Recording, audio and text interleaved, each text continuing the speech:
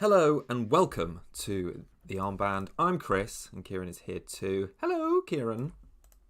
How's it going? You alright? Yeah, good. I'm excited because it's free hit week. You know, For us, yes, certainly. for many other people, I read that it was like 60% of the top 100k or something like that. So, but yeah, I appreciate not everyone's on a free hit, but today is a little bit of a free hit special.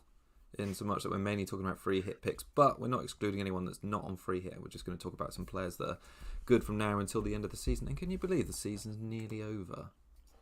I know it's flown by this one, to be Yeah. honest. I mean, the fact that we're Yeah, previewing well, game week 34 now, it's yeah. I was just keep looking at the weeks and just like when I'm making thumbnails for the show and stuff, and just like it's just crept up to 34 like so quickly, and there's just yeah, 4 weeks left after this. It's yeah, wild. it's nuts. I think that the last game week of the season, game week 38, is a month and 2 days time. It's the 25th and it's the 23rd today. So yeah, that's crazy. Anyway, enough rubbing it on about future game weeks. Let's talk about a past one. I'll go first because we usually do it the other way around. Game week 33, which is obviously still in progress. We've got Arsenal Crystal Palace to come tonight. So far, it's been a bit underwhelming. I did a post on our social media earlier about the point scoring, and it's been tricky, isn't it? Yeah, it's been underwhelming for sure. Probably should have gone bigger on Arsenal, but obviously we kind of couldn't because of Arteta. But yeah, hopefully Arteta's the rescue tonight. To be honest, yeah. I'm on a very small red arrow of about 6 points, so with the assistant manager chip, I kind of expect Arsenal to win tonight. Maybe it'll turn into a small green. I'm not really sure how much damage our Saka captaincy will do, but yeah, we'll wait to see. So the returns, I just had a quick look. So I've obviously got one from Raya and a clean sheet so far. Gvardiol got one clean sheet. Rodgers got an assist, and that was it. So that's it so far with Raya and Saka to go. So yeah, it's been really poor, and I think probably none more so than Crystal Palace. Like they've been such letdowns in these back-to-back doubles so far. It's been turgid, I think, for most of them, and like to rip up our squads to try and squeeze those players in it, they've just not delivered. So yeah. To be honest, I hope they're a letdown tonight too, because I'd rather just like way more points for Arteta, to be honest, than just a clean sheet for Kivior or Arsenal defense. And yeah, if Saka gets something, then yeah, whatever, I suppose. But yeah, mostly just back in Arteta tonight to just try and get another 12-pointer would be fantastic. And yeah. That'd be great. So yeah, small red arrow, but let's see where the game we get ends this evening. All right, on to 50. We actually both got the same points so far. Yeah, so mine, pretty similar, obviously, points wise. But yeah, I had De Bruyne instead of Rodgers. I went for De Bruyne. Yeah, I mean, probably should have captained him because obviously 6 would have been more than Marmish's 4. But that last minute goal of Doku to Nunez robbed De Bruyne of a bonus point as well. So that would have been nice for Kappas as well. So just disappointing overall, to be honest. Like you said, the Palace guy's not doing anything. Went for probably the obvious captain. There wasn't really any other captaincy choices I really favoured. I mean, Saka, if he'd started, but we weren't sure. So, see if he starts tonight. He obviously took that hit. And, it's a bad tackle that was. Leaf Davis, wasn't it? So, we'll see what happens with him. So, benching Agbadu against United, wasn't it? It was, way. Yeah. So, yeah, this is just what happened. My team didn't really have any other like routes to points that I could have done with transfers or anything. It's just nobody. I wasn't considering Mbeumo or anything like that. So, just is what it is. Just a proper meh double game week. Yeah, and I think what we'll probably talk about when I talk like previewing some players as well, and this coming week and obviously the weeks to come, I think just unloading on Crystal Palace it's going to be such a difficult thing. Transfers now are so precious until the end of the season, and it feels like everyone's teams are going to be quite similar. A lot of those players haven't been performing, so I think it's just about making the right decisions on who you get off and when really, and which players can make a difference. But I think it's like you say, underwhelming double game week, I think, so far. Yeah, sort of a blessing in disguise with the sort of assistant manager, I guess, was just having only 2 Palace, Yeah. So because obviously true. we had Glasner, so we've only got 2 of them, and we can probably bench Sarr if we need to at points, and obviously Mateta this week. We're not worrying about them on free hits. So yeah, I mean, what even are their fixtures like? They're not great, are they? Yeah, they're pretty bad. So Forest, Spurs, Wolves, and Liverpool. So yeah, it's kind of bench Sarr in most games. Maybe just get rid of Mateta for Vissa, someone like that who's got a good run in him. So yeah, let's see. All right, well, let's start talking through some of those picks now until the end of the season. I suppose, like I mentioned, it's going to be like a bit of a focus on free hit just because we're both on it. But I think also within that we can just talk about some picks that we like, free hit or not, until the end of the season. Yeah, really. Right. Yeah. So Operation Target Ipswich, Leicester, Southampton. Other than Ipswich, like FPL have just put in. Changed the sort of fixture difficulty rating to a 1. Yeah, we haven't seen that all season for a couple seasons. I don't think anyone that's been a 1.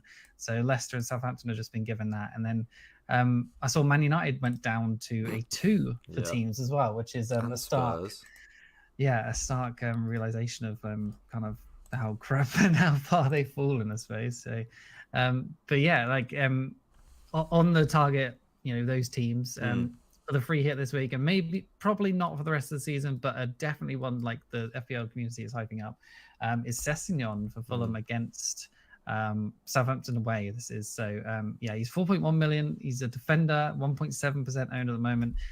That'll probably end up maybe like towards 10-15% on free hit, I would guess. So he's playing right wing and out of position in FPL terms. Started the last 3 with minutes of 81, 56, and 78. And then since game week 27, he's got 8, 1, 7, 4, 7, 1, and 11. So he's had dodgy minutes in that time as well. So he's been returning off the bench, but over the last 3 starts, he's got 7, 1, and 11. So that's pretty good. Obviously plays Saints away this week. As I said, FPL put them as a proper dark green fixture. So this should be a good, fairly comfortable win for Fulham. But I don't think Southampton, they've been kind of improving slightly recently, so not giving away too many goals, but this does seem like a good fixture for sure. So like I said, I don't think a great long-term pick because the fixtures after Saint is like Villa away, Everton at home, which is obviously quite good. Brentford away is not too bad either, but then Man City at home on the final day. So not great for like clean sheets anyway. But yeah, last 6 weeks for Session's stats, like really, really good. So yeah, for defenders, 8 shots, which is first. Big chances, 3, which is first. An XG of 1.13, which is first. His key passes, big chances created, an XA, and not in the top 10. But his XGI of expected goal involvement is 1.4, which is second of all defenders. So yeah, his goal threat is pretty high. Obviously, that comes with playing right wing out of position and getting chances. So Saints have got 11.5 XGC over the last 6 weeks, which is 18th. So they've improved from 20th where they were, and 20 big chances conceded is 17th. So that's a slight improvement for them as well. So I just think he almost seems like he seems to be nailed on in basically everyone's free hits right now. It doesn't seem like there's anyone that's going to really start ahead of him. Like the person who could start is Willian, maybe. I was going to say that. Who is it that is exactly? So is that like the threat? Is it Willian? Is it? I mean, I don't even know. Who was playing right mid the whole of the season? I'm not even sure, to be honest. So there's Iwobi, then Smith Rowe, and then like who else is there really? There's Traore had played there maybe a bit, but his minutes had dropped off. That's true. And then there's what's his name? The dude from Liverpool, Harry Wilson. Yeah, so he could play there as well. But he's played the last 3 and he's been good and getting points and scoring and assisting. So it seems to reason that he should start this one. Like, why not? So I think he's a good option. What do you think of on free hit at least? I like him. There's the classic minutes thing. You're right. His returns have been really good, but there have been some like unusual ones in there. So he's obviously not played in 90 minutes. 2 of the last 4, he's played 56 minutes and 13, and then over to 78 and 81. And he's obviously scored in a 3-minute appearance and a 71-minute appearance. So exactly, yeah. He could be great. Like if he comes off at 78 minutes like he did against Chelsea with an attacking return, he'd be like loving it. But yeah, plus possibly a clean sheet. So yeah, he's yeah. got that as from as well. But then the So flip side, if he's benched, he's probably coming on for, you know, one pointer. I think it's unlikely he yeah, probably repeats it. He's going to return in such short. I mean, to return 2 assists in 16 minutes can't be sustainable, can it, off the bench? of course. Of But course. you know, I like his attacking play. Southampton looks like a good fixture, perhaps not as good defensively as they've. Not a good defensive fixture, if that makes sense, because they have been scoring recently, wiping clean sheets. But Mm-hmm. on paper, at least, statistics make you think that they're one of the sort of worst teams for XG. I think over the last 3 game weeks, they're the second worst. So, yeah, potentially worth a punt. Yeah, it's punty in the form that he's right wing out of position. Where I mean, you could go safe and just go Robertson, but you know, obviously Southampton away like is not probably what you definitely don't want to target away games on a free hit really. But you know, it is the fact that it's Southampton and they're that bad. So, yeah, right wing out of position player seems like someone we should definitely consider anyway. So, yeah, he's in my draft at the moment. So Nice. Okay. Well, I suppose on other defenses or teams facing, or defenses facing teams, I should say, that have been pretty poor for XG over the last 3. I think obviously worth highlighting Newcastle as well, because I think the free hit gives you an opportunity to target the more expensive Newcastle assets that people perhaps weren't when Wildcard 30 or Wildcard 31 was rolling around. That's obviously Shah, Trippier. And I wanted to have a look at them a little bit because, you know, Ipswich, they're the 5th worst for XG since game week 30. So they're down 3.35 XG in that time. They've scored 5 goals.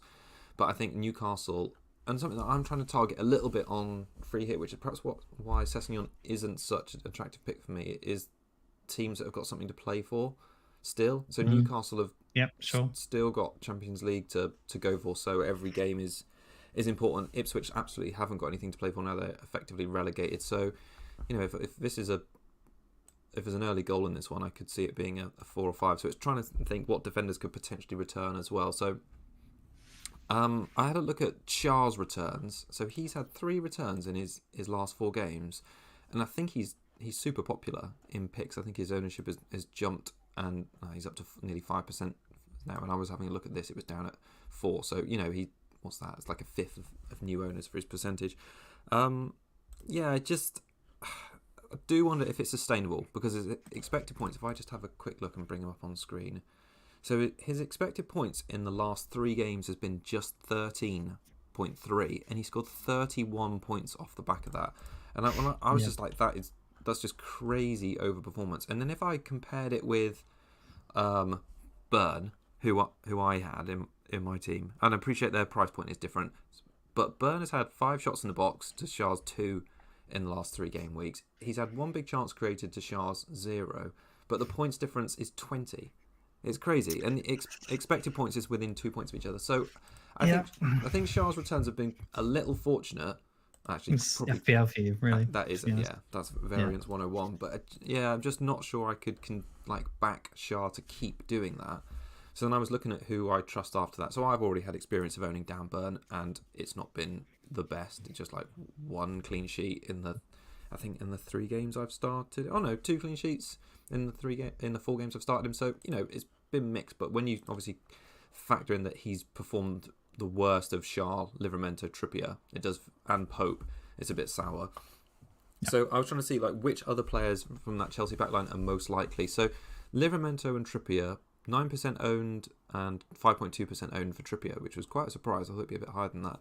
They've had 1 assist apiece in the last 3 game weeks, but they've got much higher in-play involvement, both having 8 key passes, and Liver's actually had 2 big chances created to Trippier's none. So if you're looking from a general open play perspective, I think either of those 2 are more reliable for returns, and on top of that, with their high rate of key passes, if either of them do get a return, they're quite likely to scoop up some bonus in a clean sheet as well. So I think if I was going to pick one of them on my free hit, which I probably will, I think Trippier slightly edges it based on the fact that he's been taking all of the corners. It's just like another route to, let me see if I can bring it up here, route to points.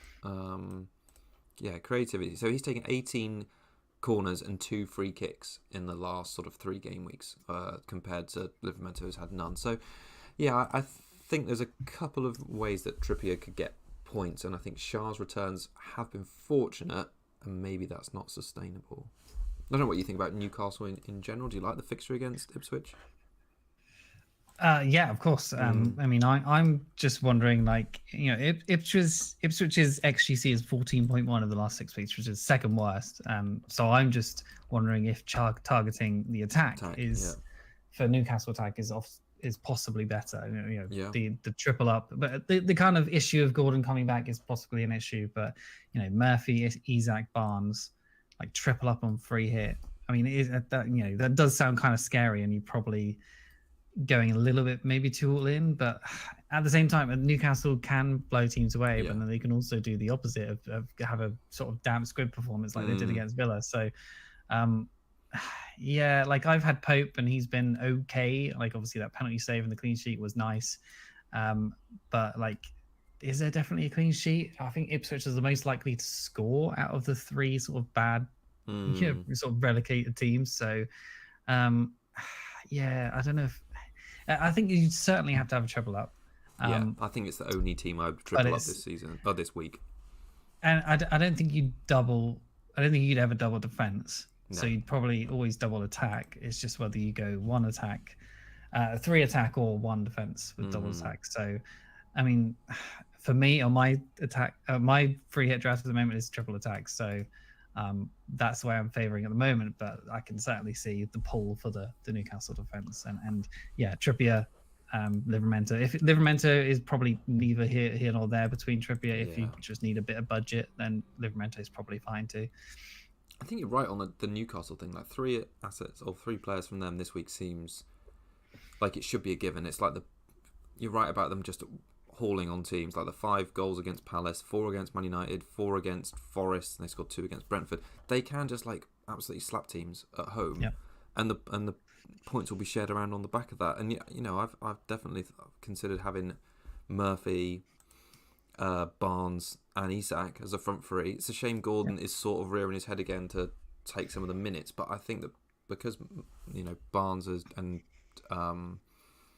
Murphy have done so well recently, and Murphy even for a longer period, that perhaps he is still likely to make an appearance off the bench. Yeah, so I looked at Gordon came on for 25 minutes last week, and he came on for Murphy. So Barnes did stay on, but Barnes did eventually go off as well. So yeah, I'm with you. I think Barnes and Murphy should continue to start. And Gordon's only just come back from injury and bans and stuff, so it feels harsh in my point of view to be benching them. But obviously, if Gordon is a better player and has been better for them over the long run, then maybe he just sticks Gordon in. But I mean, hopefully not. Just like you kind of only need the 1 fixture this week, obviously, for them both to start. Obviously, it's a free hit, or I mean, they have good fixtures across the rest of the season too. I mean, kind of good, I guess.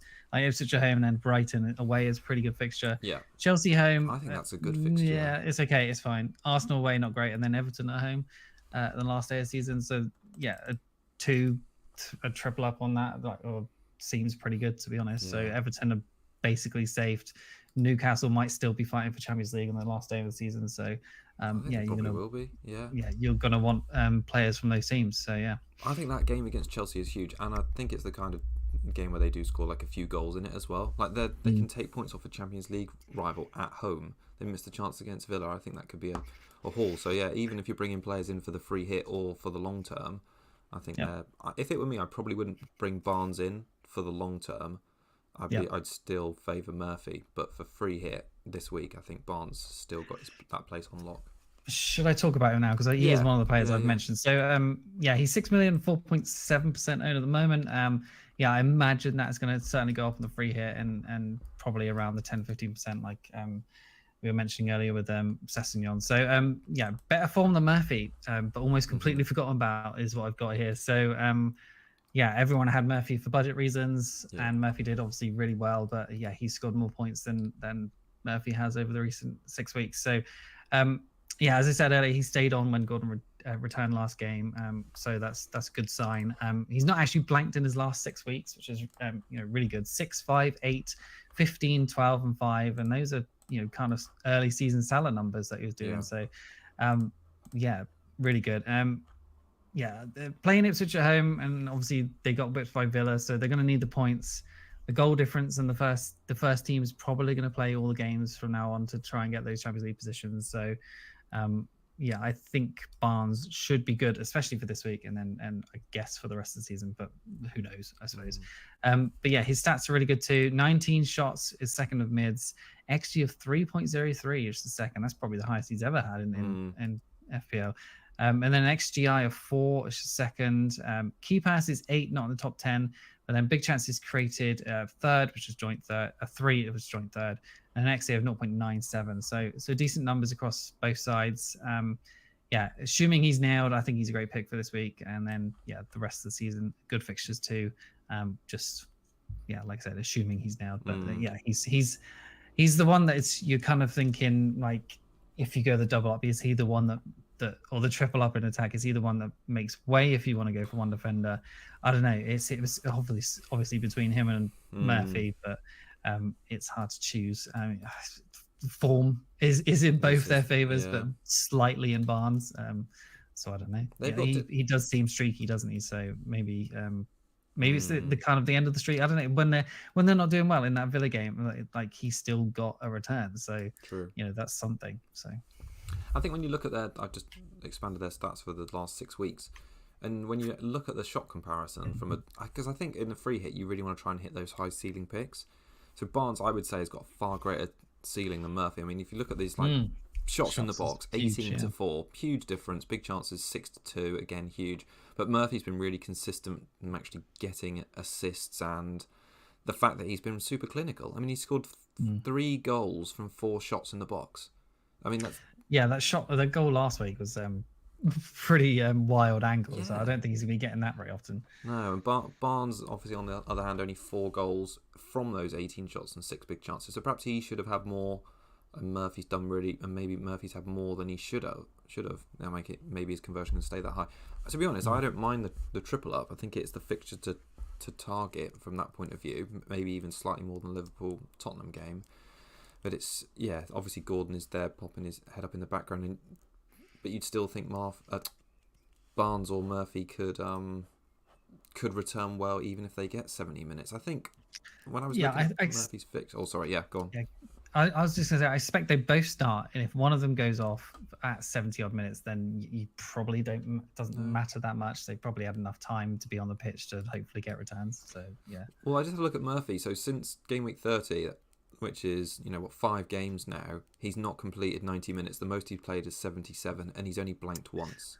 5, 16, 5, 14, and 2. And that was their away game against Villa. So, they don't need 90 minutes based on how well they've been playing recently to return. I've been looking at them thinking that maybe one or both of them are better than Palmer this week as well. It's the better fixture. For sure. All right, what should we talk about next? Should we talk about a team? Should we talk about someone targeting one of these? Sure. Okay, so I was going to look at Wolves players. They've got Leicester at home this week, which is obviously part of Operation Target relegated teams. So and their fixtures are kind of mixed, I guess, for the rest of the season. Manchester City away after this week, and Brighton at home, Crystal Palace away, Brentford at home. So they're good in the sense of like you probably could go with Cunha and stuff like that for their attack. But they're the second best form of all teams in Europe's top 5 leagues at the moment. So nice. I think it's 5 or 6 wins with 1 draw in the last in a row. So fantastic for Wolves. Like I kind of missed that went past by me very quickly. Ike Nori, 4.9 million, 12% owned. That's obviously going to go up on the free hit. Last 6 weeks, he's had 2, 2, 8, 2, 14, and 5. Obviously playing wing back now, with the 3 at the back, and he's getting into obviously really high positions. Plays Leicester at home this week, so obviously a slight advantage over Sessegnon, where he's playing Southampton away. So that's should probably lead you towards Ike Nuri. maybe, I guess. But yeah, his stats are good, like Sessegnon's. 8 shots, which is first with Sessegnon. 2.1 XGI, which is first of all defenders. XG of 0.5, 0 big chances, which is slightly worrying. But 12 key passes, which is second. 3 big chances created, which is first. And then XG of 1.65, which is first as well. So yeah, second most points in the last 6 weeks of all defenders, and then the second highest predicted scorer for free hit for 34 on 4.4 points. I think he's basically a shoo-in for every single free hit draft. Yeah, there's not much not to like, especially with the fixture. I think has Rude been fired now as well, so that's possibly. I think I saw something where he's been fired, but really, maybe I missed that. Yeah, maybe I saw something on Twitter and maybe I'm being an idiot and believed it, but I don't know if I've seen that. Okay. Anyway, it's a bad fixture. I mean, it's a great fixture for Wolves, basically. So, and then well, do you want to say if he's in your draft? He must be. Right. I think the most recent one I've done. He was. I'm just trying to. I've done like a few drafts. I think the issue with the defensive options is it's so easy to swap them all around. Oh, actually, when I did my short yesterday of just like my initial free hit draft, and he was actually on the bench in that one. He was behind Trippier, Cucurella, and Trent. So he was behind like teams at that point who I thought have got something to play for again. Like, sure. Even though their form has been really good, like what's their motivation now? And again, Leicester are relegated. I think it's hard to call that game. Are they going to be as tight defensively now they've stayed up? I think it's. I don't know. I was trying to give logic to me targeting teams that weren't playing like Leicester and Southampton, i.e. Fulham and Wolves. So will Chelsea and Newcastle in this instance perform better because they're going for something, and will Liverpool perform better because they're going for something as well? I wonder if that's overthink, just like not having good players in a good fixture because of possibly other teams. It's like motivation. I don't know. Yeah, exactly. I know. I don't know how it's you quantify it. Hard to quantify, exactly. Yeah. But yeah, he was on the bench in that draft. I don't know if he will still be by the end of the week because. Like you say, the fixture is good. The fact about Leicester is they've only scored like once in the last 10 or 12, or in one of their last 10 or 12 games.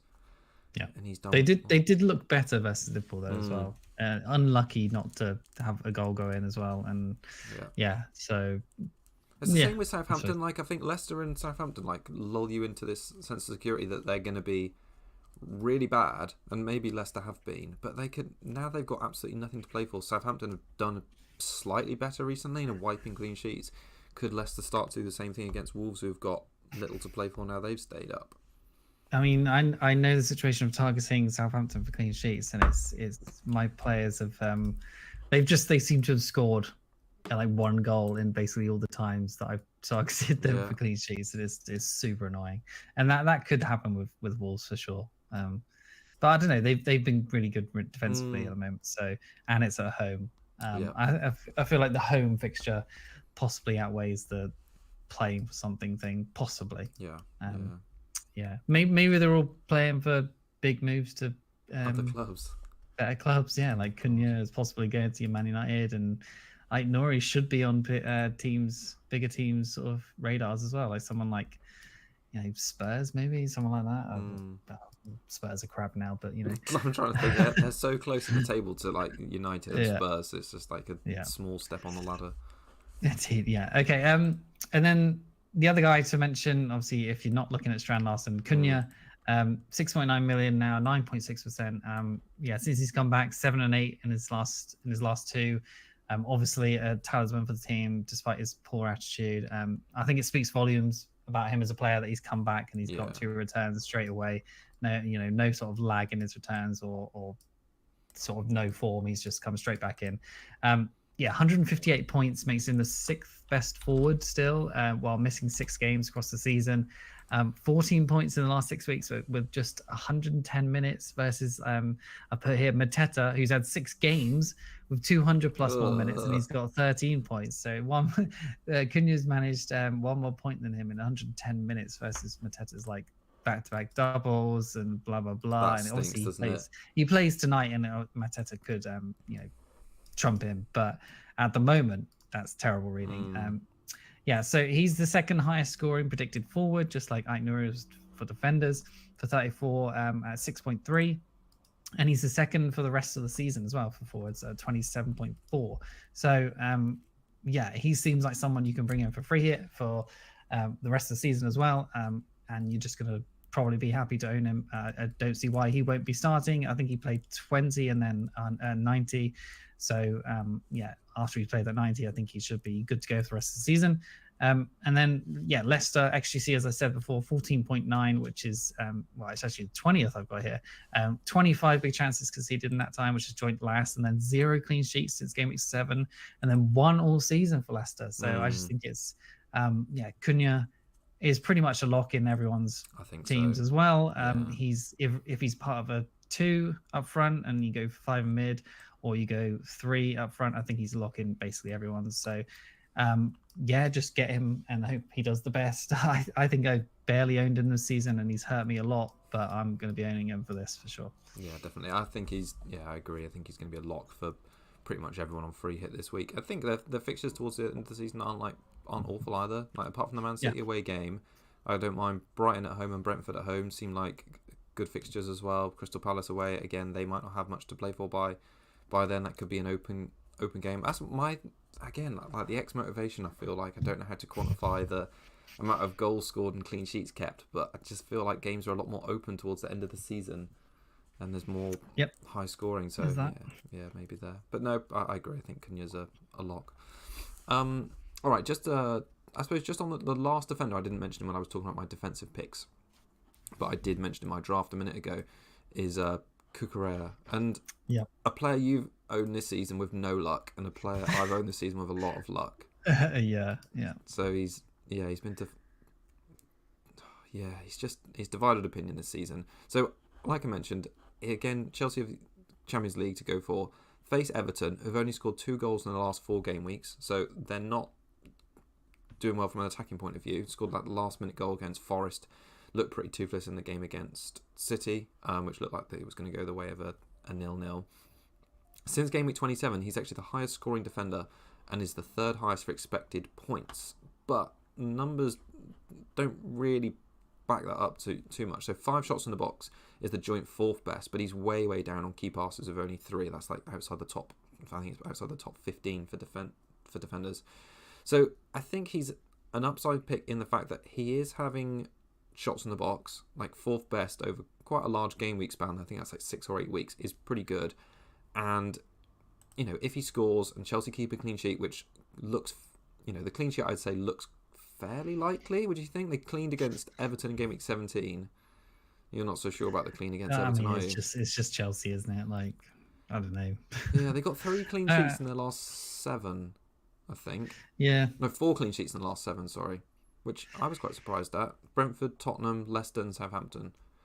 So yeah, something to play for. I just think Everton have looked fairly good. I mean, they haven't obviously been scoring, but I do think they've looked like a decent team, and they've been a little bit unlucky. But I think what's his name? Broja is a downgrade from Beto, so I don't know why Beto isn't starting. Broja just seems terrible. So yeah, if they keep starting Broja, then I think there's a good chance of a clean sheet. Obviously, that is against Chelsea, his former team, isn't it? So maybe he's got some revenge in mind. But yeah. So you're not a fan of Cucurella? No, I do like him. I think he was on my bench in my draft. So yeah, he's certainly someone will most likely be on my team, whether he's starting or bench. I don't know yet. Interestingly, Andrew in the chat says Captain Cunha for the alternative pick. I think at captaincy this week, maybe we'll talk more about that, the options for that at the end of our preview. But I don't mind it. I think Casala's done such a little amount recently. Anyway, we'll talk more about that at the end, actually. Yeah, interesting. All right, just on to, perhaps I'll just pick up on a few mids and forwards then before we go to captaincy. So I looked at the teams which were worst for expected goals conceded and the teams that best for XG. So best XG teams per appearance over the last game weeks 30 to 33. Newcastle come out on top. This is per appearance as well, so I mean it doesn't take into account that they've had an extra fixture and that still rounds down. 1.6 expected goals per game. Brighton surprised me actually at 1.8. They were a lot higher than I thought. Spurs come out ahead of Liverpool. I think it was like 1.75 to 1.73. Bournemouth as well 1.7. Wolves 1.5. So I think the takeaway from those numbers when I read them was absolutely don't sleep on Brighton attackers. Even though there's probably only one option now. It's just the minutes across all of them. Who knows? Yeah. And I think it was interesting to see Spurs up there as well. So it might be more difficult than we expect for Liverpool to keep a clean sheet against Spurs. I mean, that was the game that ended 6-3 earlier in the season. It was that crazy game. So yeah, just on the back of that, the picks that I quite like as from the attacking point of view, which are a bit different. Welbeck, I think with João Pedro out, he could be promoted to penalty duties. He's got 2 returns in his last 3 games, which boosts his appeal as well. As I mentioned, Brighton are one of the best teams for XGC over the last few games.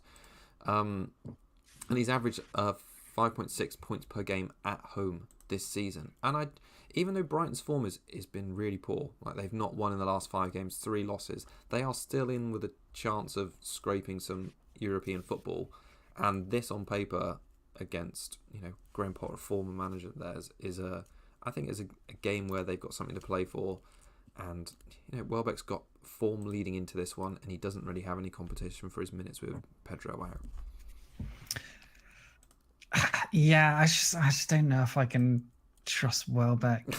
I just don't know. Like, I look at those numbers for Brighton as well, and I was looking at like Minte, I was looking at Matoma, it's just like the mins are just all over the place. And then Welbeck obviously should be starting because of Pedro out, but at the same time, I don't think West Ham are that bad that they're gonna like haul. Sure. So. Yeah.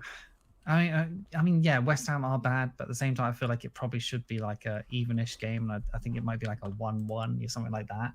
So I just, and then I look at the defensive side as well, and I think that seems pretty good for like a Verbruggen clean sheet. But then I've owned Verbruggen on the first wild card, and he was just atrocious, like so bad. Like it's just they just concede goals for fun. And it just in games where you just never think they should, and it's just, and then they'll keep a clean sheet randomly, and he'll get a 10-pointer, and that'll be fantastic. But I don't know if I can. I just don't think West Ham are that bad. Like Bowen will probably sneak a goal, like he always does. And yeah, Welbeck. I just think there's probably I mean, numbers wise, there isn't better options. He is the clear third option if you're going for a forward. Yeah. But then there's other guys in Evan Nilsson and I don't think there actually is anyone else. Maybe Wood, but there are other people. Basically I can't trust Brighton. I don't think I'll be getting them. What do you think about Raul or Jimenez? Because I think you mentioned about the striker chat. Then like I haven't really covered him. I watched the FPL Wires show, and each of them had him in their draft lineup. I think, but he hasn't entered mine once. Like even though he's playing Southampton, like there's like nothing there on his returns recently. 2-1, 1-2, 2, 8, 1-2. Like the form is just really poor. Yeah, the pull is the Southampton fixture and Moon is injured. Yeah. But like you said, the form is terrible, and I think he's pretty streaky too. He went on runs of being really good and then terrible, and when he had that injury, he was terrible as soon as he came back. So I just feel like. Yeah, I don't know. I feel like if you want to target that game, it might just be Sessegnon, and then you just leave it, to be honest.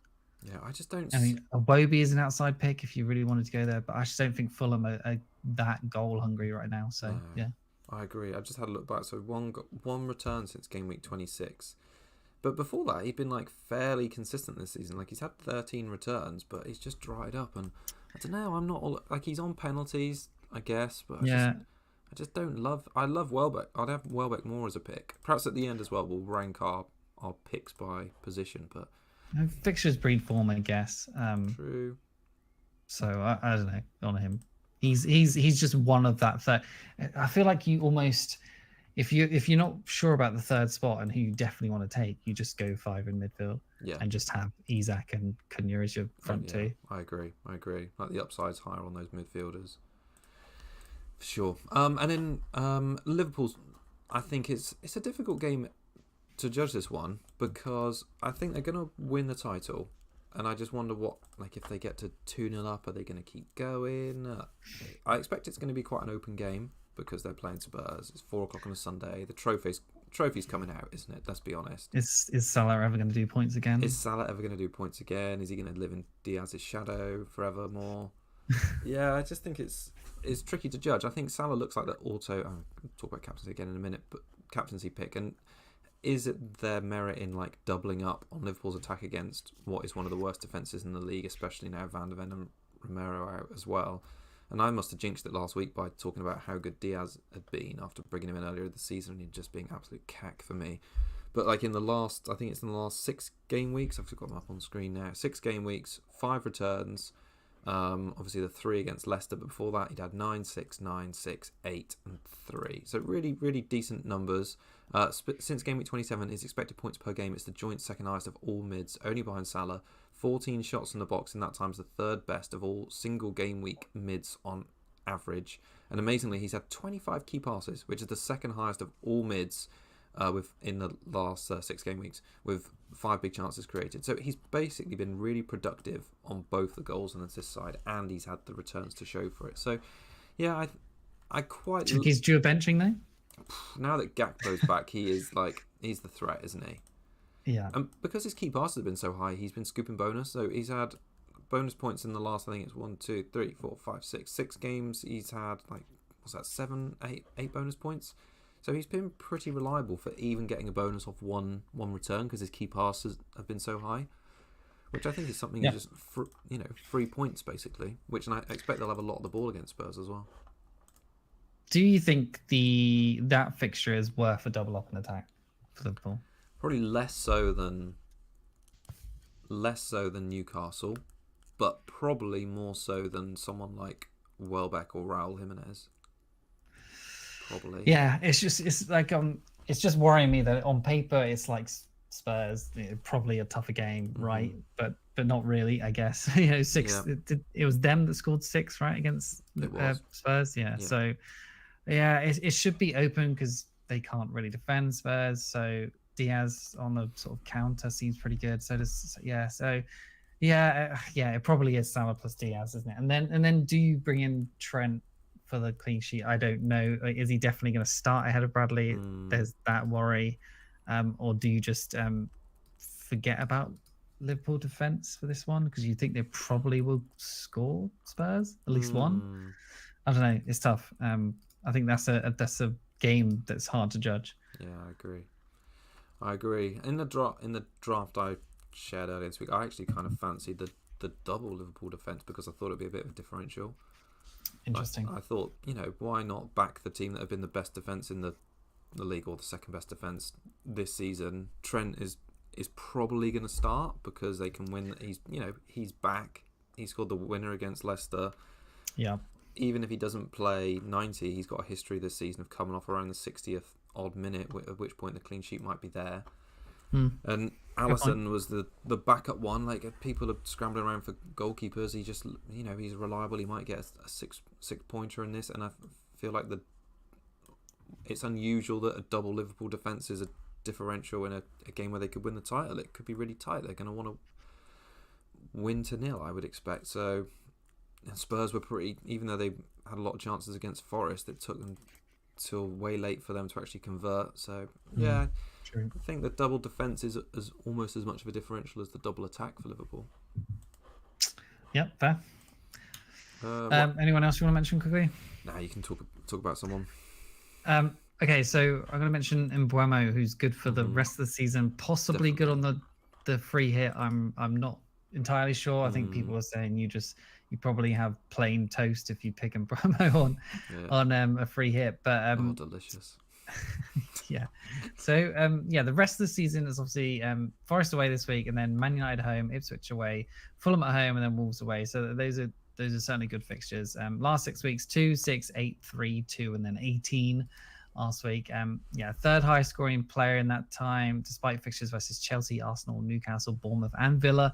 And obviously, granted, like there was a big chunk from that 18 pointer. So yeah, pen set pieces and providing his lethal strike partner in Vista, who looks like he could be a good option for the end of the season as well. So yeah, there's nothing not to really like about him other than if you're on free hit, maybe not a sexy pick this week just because of the fixture. Forest are a good defense, good at home. But nothing to say he can't get a penalty.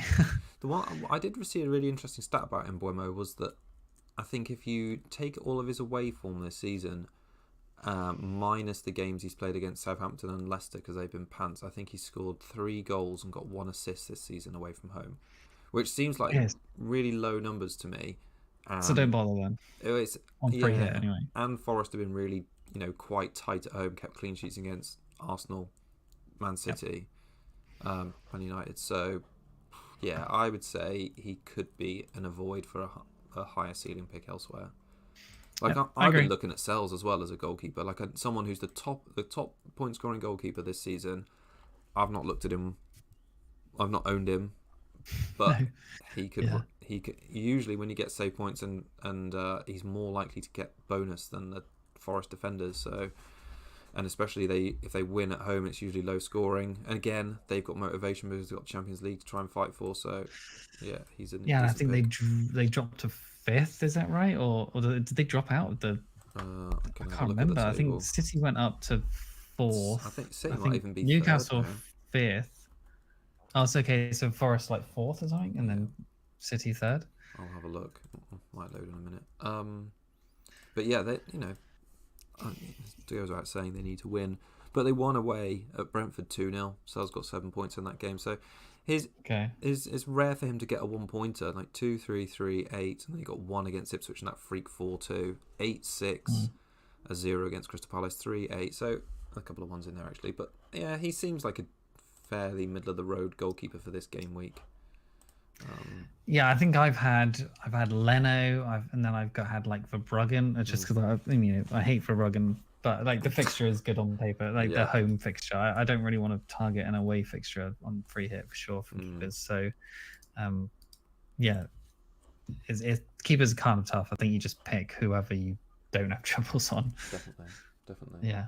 And then just finally, while we're on the Forest mood, I think Wood isn't. You sort of ranked him quite low. I think he's not really a differential because he's one of the highest ownerships outside Salah and Palmer for this week.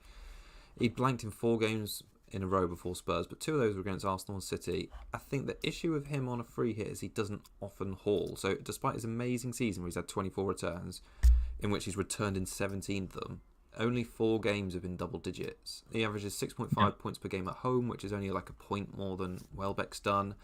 I'd say the fixture is slightly harder against Brentford, who've been quite decent away from home, and Wood seem to be managing his minutes a little bit because he's just come back from that injury, and it's rare he completes 90 minutes, only when they're chasing the game. Everton and Newcastle, only ones recently in like last 6 or 7 games. So yeah, I don't know. I've really enjoyed owning Wood this season because you know when he gets a goal, he usually gets 2 or 3 bonus on the back of it. And I could see him doing the same again there, but do you want someone that could maybe get 2 goals in this one? He didn't score in the return game against Brentford. Yeah, I don't know. What do you think about him this week? Not for me. Not really considering him, to be honest. Okay. Yeah, don't like him that much this week. You don't, do you? Never liked Wood. There is someone who, I haven't got any notes on him at all, but like Evan Nilsson, I really like him this week. I think... the Man United at home fixture is good. I think anyone that plays against anyone that comes to Bournemouth at home is a difficult match, and I think Bournemouth are a good attacking team. May a slight chance he's possibly back on penalties now that he's fit. Like who knows? But I just think Man United. I mean, I don't think it's going to be like a whole game at all. I think United have been fairly solid defensively. I don't feel like you're going to get like a hat trick from him or anything, but there's a chance for a goal and assist maybe. I think 2 goals tops probably. I've seen people with Clivert in their teams, which seems okay as well, possible penalties, but I don't think it's a fix that you can definitely target as someone as one for free hit. That there's going to be hauls, so I don't know. But I do like Evan Olsen on the free hit. Yeah, Man United have obviously got the Europa League time. Yeah, on they the could rotate. Thursday. To be fair, But yeah, it's still like a few days later, and they might want to get a bit of rhythm. So yeah, I look at that game on paper and think it's a really tough one to call as well. Like, but Bournemouth can be good at home, but then also they can like have a lot of shots and not do much with them. Yeah. So yeah, I'm a bit unsure about Bournemouth this game week, to be honest. Don't mind Aretha Balaga or Kepa. Yeah. I think there's a good chance for a clean sheet for sure, because Bruno might get some reduced minutes again. Although I think he's kind of had his rest now, but I quite like Kirkes as well. I think he's a good option this week. There's loads of options. Well, I think, but before we just do our the armband and captaincy discussion, should we just try and, because we're not going to be doing our team reveals or team selection until later in the week or tomorrow, do you want to try and rank maybe our picks for each position? Okay. Or is that going to be really tricky? Well, goalkeepers, I have no idea who's top, to be honest. I don't think there's a standout top keeper this week. Do you? No, I think they're all really even. I think if I was gonna try and rank them, they are all really even. I think I'd probably pluck for Alisson, just because Liverpool best defensive team on double defense. paper. Okay, interesting. I mean, it's by far from locked in, but I like Alisson, and I like what Sells has done this season. So I'd probably pick those. Two. Yeah, I quite like the. I like Kepa. I like Verbruggen. I like whichever Wolves keeper starts. Oh, yeah, true. And then I like Leno too. Did I say Leno? I can't remember. So there's the teams that are playing the bad teams, basically. I think it's so difficult this week to choose the goalkeepers and defenders. Yeah. And then defensive options, I could name so many. I think it's like there's Trent, Aït-Nouri, Trippier. Yeah. Sessegnon, who we've obviously spoken about, Cucurella, Kirkes, yeah. I think there's loads of good options. Outside shout for Nico Williams, maybe, if you wanted some attacking threat with your Forest. You don't like Forest this week. You're way more keen on them than I am. I just think Brentford are a good team, and I think they'll probably score. So yeah. I know. I think I'm stupid though in the fact that I like that Forest fixture because it's like on the Thursday. I like the fact that game week I've got something to look forward to, even if it's an absolute flop. I'm like, oh yeah, Wood will play and get you 2 points on Thursday. Yeah, fair. Right, mids. Salah, I guess. I think he's just in there just because everyone's gonna own him. You can't really not own him this week. It's impossible. And then we haven't really mentioned Palmer. I think Palmer is probably gonna be in there, but. Yeah. I mean, I'm not sold on him for sure. His form is atrocious. But the fixture is there. He scored a hat-trick against Everton last year. So, it's home. You probably have to get it's people like Nicholas Jackson, like Pedro Neto, like even Madueke, maybe. Those are big differentials on the free hit. Yeah. Any Chelsea player, even I guess Reece James if he starts, good. That's a good fixture and definite big differentials if you want to go for that. Yeah. But I don't see Chelsea scoring a lot. No, I think 2 tops, to be honest. No, I agree. Yeah. I'm trying to think who else. I think we've both said we like Barnes and Murphy still. I think I like Kluivert for the fixture, even though his form's not been that great at home recently. And then Diaz is good, and then I think you're rounding them out there. To be honest, if you go 3 or 4, or 4 or 5, sorry. I'd just have a look at Kluivert. He's hardly got any returns at home this season. Maybe Kluivert isn't so hot, and you're playing for penalties maybe. And then up front again, I think you've got loads of options. You've got Cunha, Strand Larsen, Isaacs is obviously a big lock. Yeah, Isaacs 1, Cunha 2, and then it's the third of Strand Larsen, Evan Nilsson, Raul, Wood, Welbeck.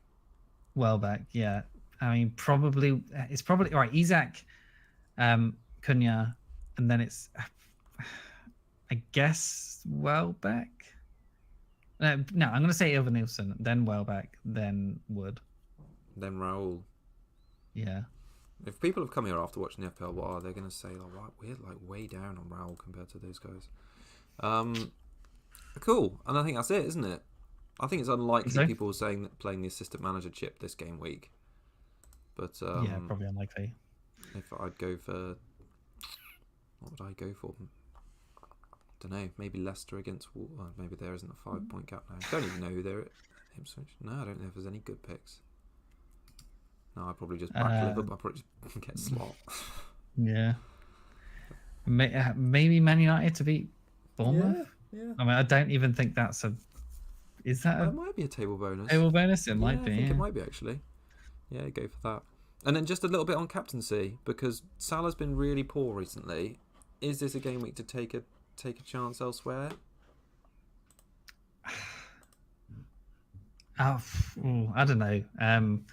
I'd like to think it is, but like the game to win the title seems a pull to say probably not. No. I don't know. What do you think? If Isak, I think for me, if Isak was having a lot more or a lot greater minutes at the moment, i.e. he was playing 90s back to back, I would absolutely take a chance on it, because he's playing he's playing mid 70s and he's not been really lighting it up. It's hard to justify him, and then I don't think there's any midfield picks that are going to do better than Salah. Palmer we don't think is going to haul, and you know, Clivert, who else is there? Diaz, you're not going to captain over Salah. So yeah, sadly I don't think like was mentioned earlier by Andrew, I think you'd only captain Cunha otherwise. Yeah, probably Cunha Vice at least, or well, I guess Salah, then Isak. I don't know. Sorry, tough. Yeah, really tough. All right, I think we'll probably go. Should we call it there? Yeah. All right. Okay. Well, thanks everyone for watching and voting in the poll. It seems like a lot of people. We've had quite a few votes on our poll. 17 votes and 3 hits being played by 88% of people. So it's obviously going to be popular this week. So yeah. But I think it's all going to be very, very similar by the time the deadline rolls around. But yeah, we'll be back with a video just to talk about our free hit drafts, and yeah, hope everyone has a good game week. Yep. All right. Cheers all. All right.